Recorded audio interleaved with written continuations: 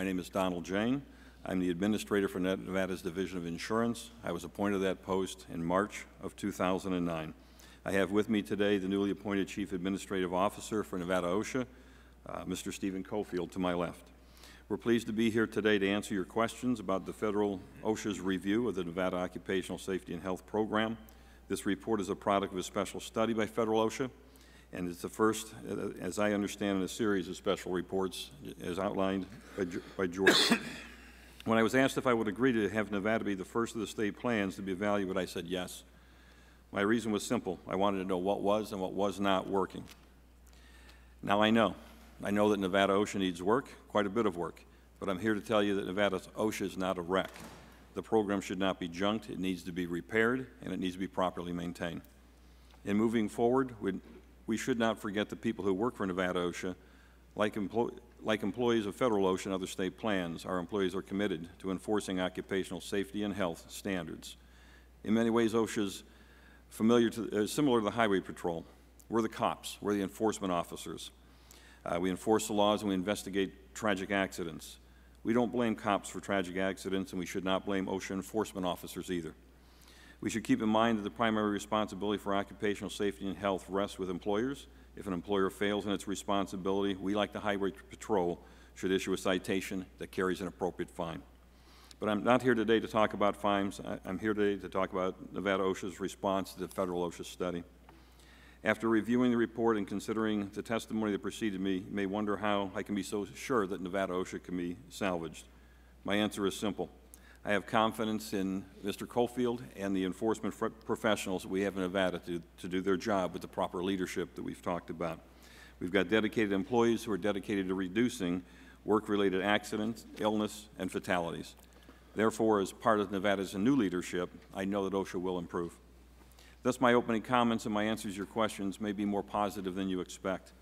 I believe that the issuance of the federal OSHA report marks the beginning of a new relationship based on shared goals, reducing injuries, illnesses, and fatalities in the workplace.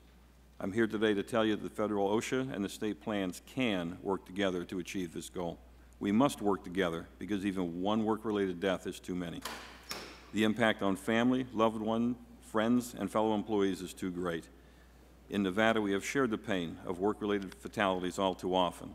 Therefore, at this time, I want to offer my public condolences to all those who have lost someone in a work-related accident. As I said, even one work-related death is too many. Federal OSHA and the state plans must do more to eliminate fatalities. For its part, Nevada has a history of doing more. In 1991, we developed a law requiring each employer with more than 10 employees to establish and carry out a written safety program. And in 1995, Nevada OSHA was authorized to adopt standards and procedures for safe operation of vehicles. More recently, Nevada responded to work-related fatalities by requiring mandatory OSHA 10 and OSHA 30 training for employees and supervisors engaged in the construction industry. Nevada also passed SB 288 requiring consultation with members of a deceased family. Today, I'm here to state on the record that Nevada OSHA is going to address the issues raised in the federal OSHA report. However, budgetary constraints may have adverse impacts on our ability to address the issues quickly. Thus, while we're committed to change, we must be mindful of our financial limitations. Historically, Nevada has stepped up to the plate financially. At present, the state of Nevada contributes 3/4 of the operational cost for Nevada OSHA. But Nevada is not alone. Over the years, the ratio of federal contributions has slipped, with the state plans picking up an increasing share of the costs. Therefore, as federal OSHA increases its oversight of state plans, we're compelled to ask you for an equitable and consistent formula to fund state programs. If you want state plans to succeed, we must address the funding formula. In my remaining time, I'd like to take this opportunity to address a couple of the issues from the federal OSHA report. At the onset, I want to touch the willful and repeat violations.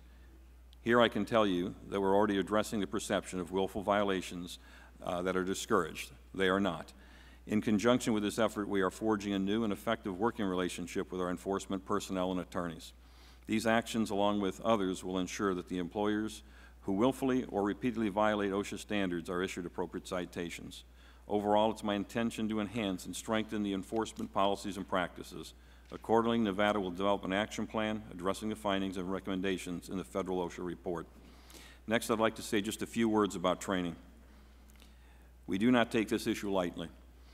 Like other plans, we rely on the OSHA Training Institute, and that will not change. We'll continue to send our enforcement officers, even though it's an extremely cost-efficient approach.